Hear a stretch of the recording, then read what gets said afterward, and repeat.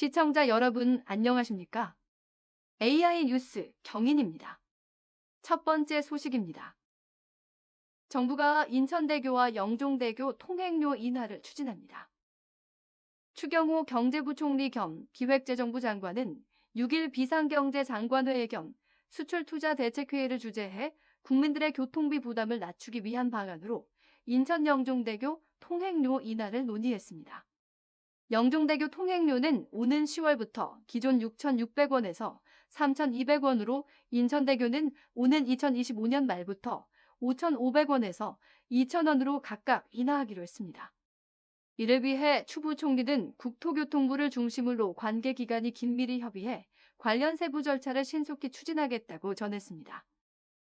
지난 5일 성남 분당에서 발생한 정자교 보도 붕괴 사고와 관련해 중동 1기 신도시가 있는 부천도, 노후된 교량 등 주요 도로시설 58곳에 대한 긴급 안전점검에 나섭니다. 부천시는 오는 28일까지 성남 붕괴 구조물과 유사한 31곳에 대해 우선 전수 점검하는 것을 시작으로 상반기 안에 나머지 시설물에 대해서도 점검을 마칠 계획입니다. 이번 점검은 전문기관을 통해 도로시설물 상태를 판단하는 한편 교량 등이 사용 요건을 충족하는지 확인하기 위해 외관 조사를 실시하게 됩니다. 부천시는 점검 결과에 따라 즉시 보수, 보강 등 긴급 조치하고 시설에 중대한 결함이 있다고 판단되는 경우 별도 대책 마련에 나선다는 방침입니다. 부천시가 최근 규제 혁신과 적극 행정에 대한 실천을 다짐하는 결의대회를 열었습니다. 이에 따라 부천시는 지난 3일부터 닷새 동안 전체 직원을 대상으로 온라인 서약을 받았습니다.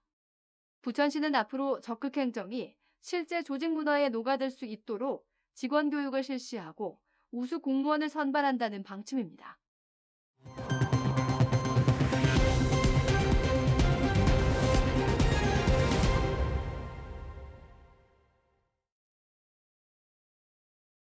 김포시 평생교육 정보와 교육 내용을 한눈에 볼 수 있는 온라인 공간이 마련됐습니다.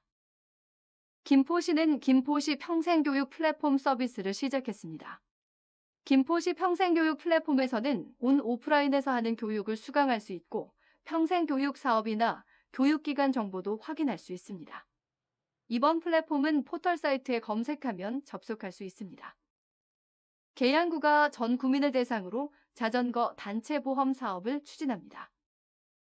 구는 지난 2020년부터 매년 구민 자전거 단체 보험을 가입해왔으며 올해 자전거 단체 보험은 내년 2월 12일까지 적용됩니다. 자전거 단체 보험은 계양구에 주소를 두고 있다면 별도의 가입 절차나 조건 없이 자동 가입됩니다. 계양 지역 내의 자전거 사고는 물론 다른 지역에서 계양 구민에게 발생한 자전거 사고도 보장받을 수 있습니다. 자세한 내용은 계양구 누리집에서 확인할 수 있습니다. 올해로 18번째를 맞는 부천 YMCA 토요 나눔 장터가 오는 11월까지 매달 한 차례씩 열립니다. 부천시청 잔디마당에서 열리는 토요 나눔 장터는 당일 수익금의 10%를 자율 기부하는 형태로 중고 생활용품이나 의류, 책들을 팔 수 있지만 행사 취지에 맞지 않는 새 상품이나 의약품, 불법 복제품 등은 판매가 제한됩니다.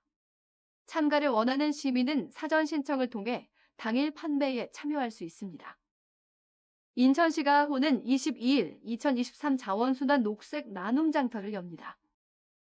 나눔장터에서는 의류와 도서, 장난감 등 중고물품을 품목에 상관없이 인천시민 누구나 자유롭게 판매, 교환할 수 있습니다.